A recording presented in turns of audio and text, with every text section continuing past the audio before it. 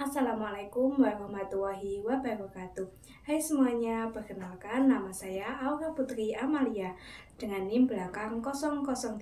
Saya merupakan salah satu mahasiswa sejarah peradaban Islam dari Universitas Islam Negeri Salatiga.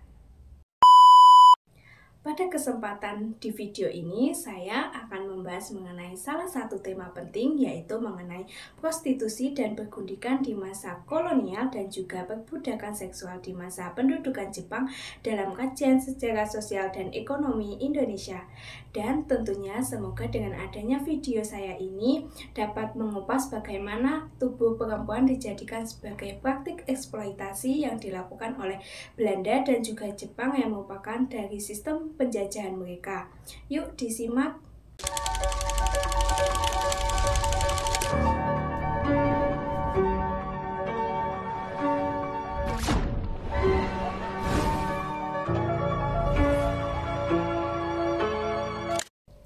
Nah, jadi sejarah Indonesia itu ternyata tidak hanya menyisakan persoalan-persoalan perjuangan kemerdekaan saja loh, tetapi juga adanya perjuangan dari sisi kemanusiaan.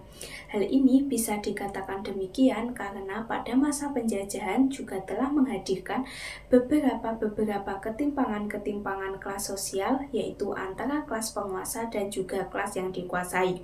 Contoh dari ketimpangan ini salah satunya yaitu adanya praktik eksploitasi terhadap kaum pribumi, terkhusus yang terjadi terhadap kaum perempuan.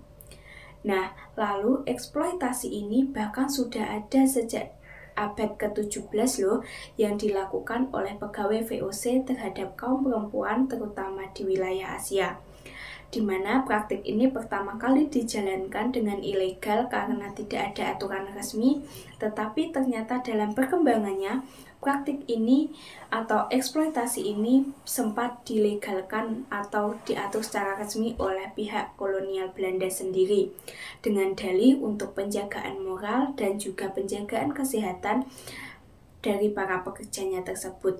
Tentunya praktik ini dijalankan dengan latar belakang perekonomian dengan menjadikan tubuh perempuan yang diambil dari kelas bawah ini untuk dijadikan sebagai suatu alat penunjang kekuasaan pemerintah kolonial Belanda itu. Dan pastinya praktik ini bukanlah sebatas permasalahan sosial saja, tetapi juga adanya ketimpangan gender terhadap kaum perempuan pribumi.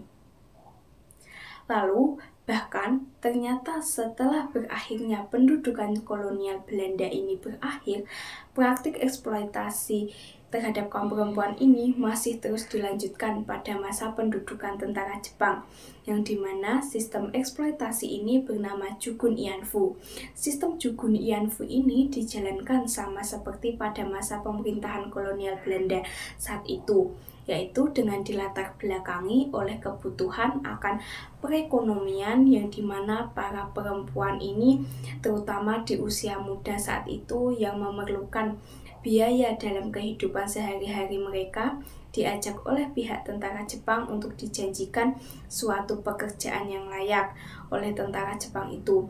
Tetapi berakhir kaum perempuan ini dijebak dan dipaksa untuk dijadikan sebagai budak seksual bagi tentara Jepang itu sendiri.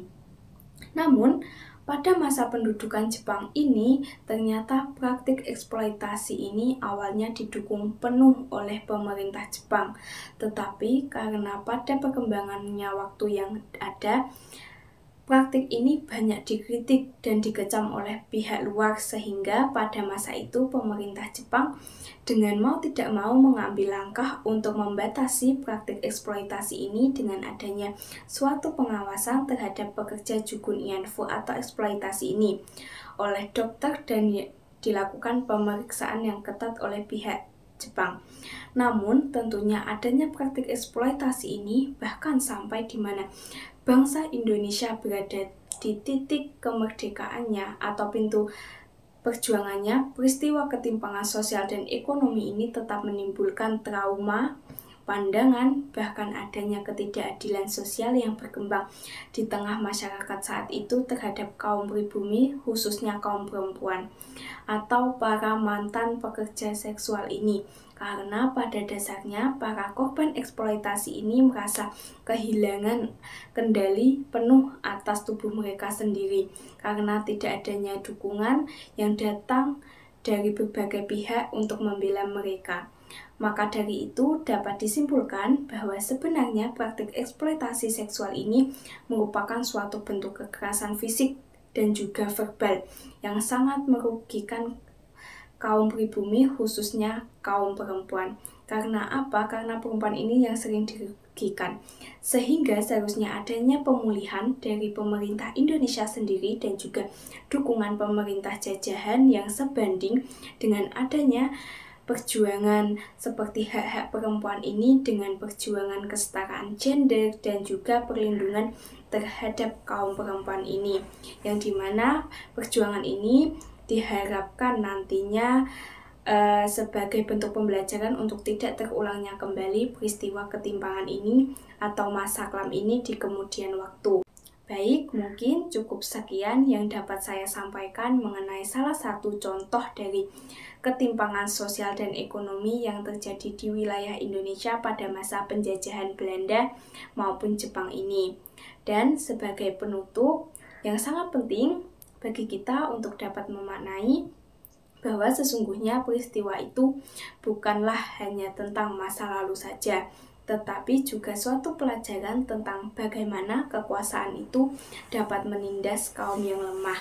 Karena sesungguhnya sejarah itu bukan hanya milik sang pemenang saja, tetapi sejarah itu juga milik mereka yang dilupakan.